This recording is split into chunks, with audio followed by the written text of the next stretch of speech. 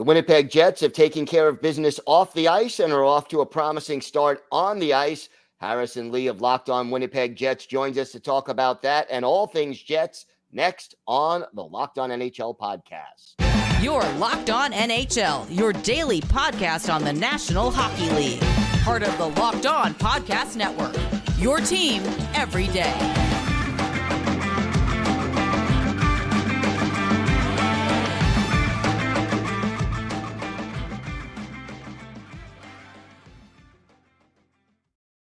And welcome, everybody, to the Monday edition of the Locked On NHL podcast, part of the Locked On Podcast Network, your team every day. I want to thank everyone who makes Locked On NHL your first listen every day. Don't forget to subscribe on YouTube or wherever you get your podcasts so you can get new episodes as soon as they drop. And you can find us on SiriusXM on the SXM app if you just do a search for Locked On NHL.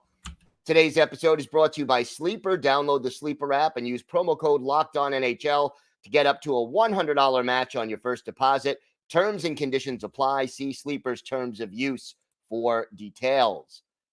It is great to welcome back to the show the host of Locked On Winnipeg Jets, Harrison Lee. And Harrison, I'll tell you, before the season even started, the Jets took care of business off the ice. How much did that mean to this franchise? Yeah, I think it was something that no one really expected. I mean, I certainly was completely caught off guard.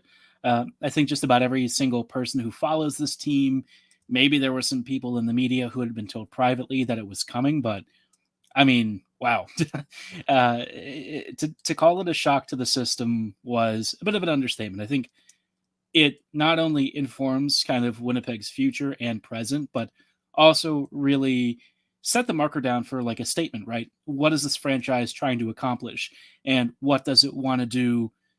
And how does it want to do it over the next few years? And signing your two aging but still very good superstar players to major long-term deals after everyone thought at least one of them was walking, it's kind of a bit of a finger to the league, I guess.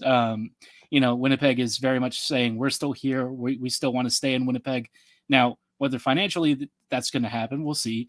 But, in terms of, I think, drawing a lot of people back in, maybe. I think a lot of fans are still very skeptical. I think that there's kind of some questions about how good this team can get, and I think people will be skeptical for the time being. Jets fans are always very skeptical. It's an increasingly common occurrence, which back in the early days, it wasn't the case. But these days, they're a little more, I'd say, reticent to hop on the bandwagon. But from my own perspective, I was pretty happy with at least Hellebuyck coming back. Scheifele, as long as he's bought in, he's like a player you can't stop. But Helly, for me, was definitely the big of the fish too, or big of the two fish. And do you think these were good deals from a value standpoint for this team going forward? So yes, generally speaking, yes. I think the Jets paid a little bit under market for what you would expect for both Scheifele and Hellebuyck. I don't know what the thought process is with Scheifele with other teams, but I know Helly was kind of in a tough spot because, the free agent market wasn't looking great. And I think a lot of teams are very nervous about giving a big 30-year-old goalie a massive extension. 7 years, he just wasn't going to get that out there in the market.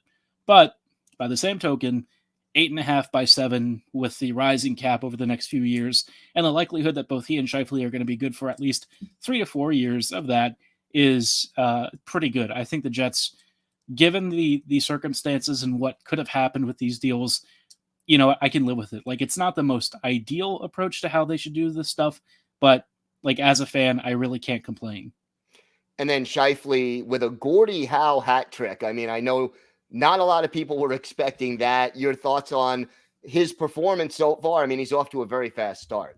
Yeah, he looks good. I mean, it was kind of the same thing last year, at least for the first half of the season. The thing that I think people sort of miss with Scheifele is that he is very much the kind of guy who will follow you to the ends of the earth if he believes in your vision for a team and what they're trying to do. But if he feels like you're not really living up to your end of the bargain, you get a very different version of him, the version that I think people are kind of accustomed to. This year, I get the sense if he signed for 7 years, he's locked up, we're going to see him really be bought in. It feels like the vibe around the team is starting to shift I think the Dubois trade was already really good when it happened, but seeing the LA Kings guys immediately settling in and all of that stuff, I get the sense that there's a belief with Scheifele and some of the other core veterans that maybe this team is starting to turn things around. And I mean, Kyle Connor off to a good start. And how has Gabriel Valard fit into that line? He's been really good with a lot of details plays. Connor, when he's not scoring, everyone always says he's good at what Kyle Connor is good at, which basically means shooting the puck and probably not a lot else.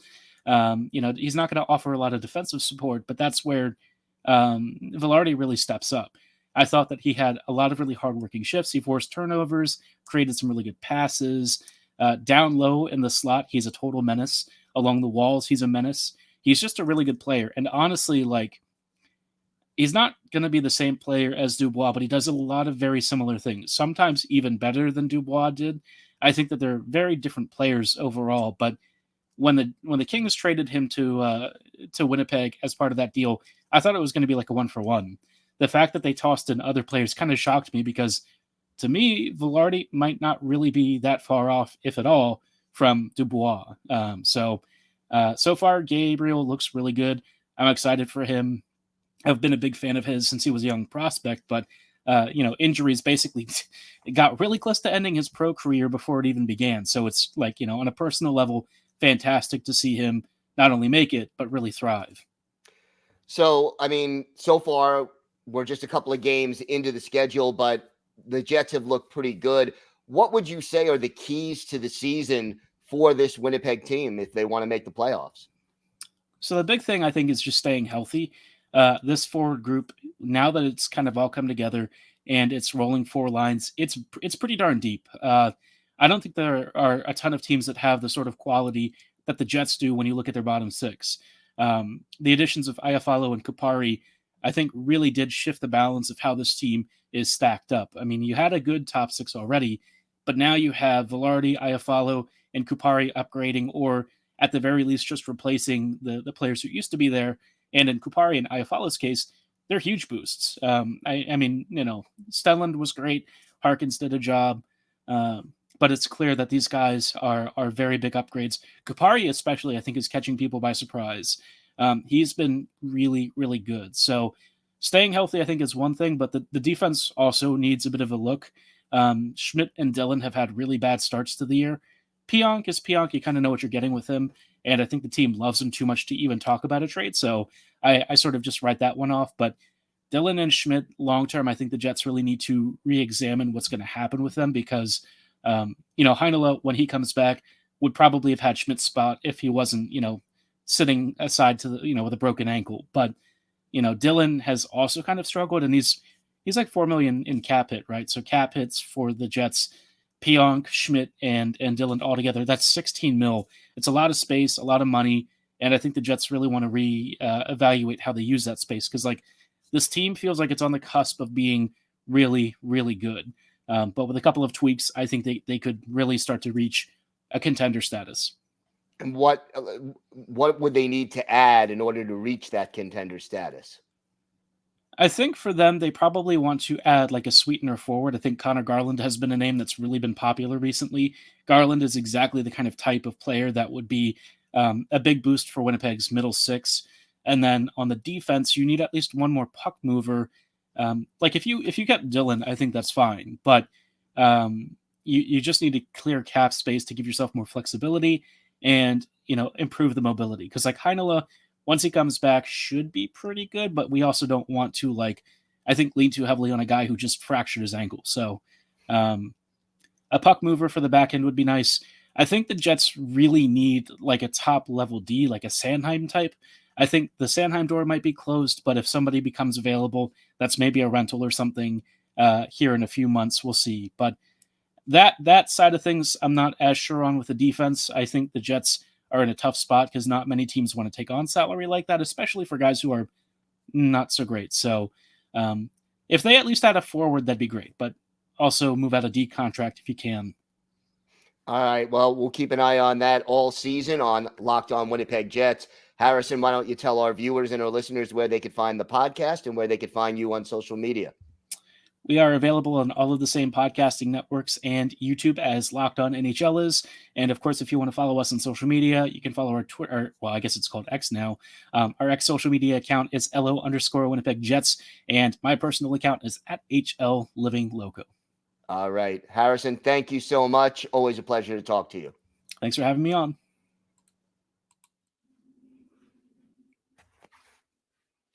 Today's episode is brought to you by Sleeper.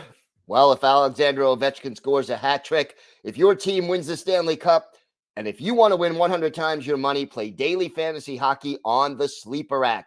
These are all possible scenarios for this season, but to have a chance at winning big, you need to play daily fantasy hockey on Sleeper. As the official daily fantasy app of the Locked On NHL Network, Sleeper is our top choice for daily fantasy sports, especially daily fantasy hockey. With Sleeper, you can win 100 times your cash in daily fantasy hockey contests. So, look, pick your player. You can go with McDavid, Ovechkin, Crosby, Makar, or your team's favorite player. All you need to do is pick more or less on stats for these stars. Choose stats like goals, assists, saves, plus, minus, and more. So, NHL fans, you can get 100 times payouts on Sleeper. So start paying attention and get your picks right so you can win big. Use promo code LOCKEDONNHL and you'll get up to a $100 match on your first deposit. Terms and conditions apply. That's Locked On NHL. See Sleeper's terms of use for details.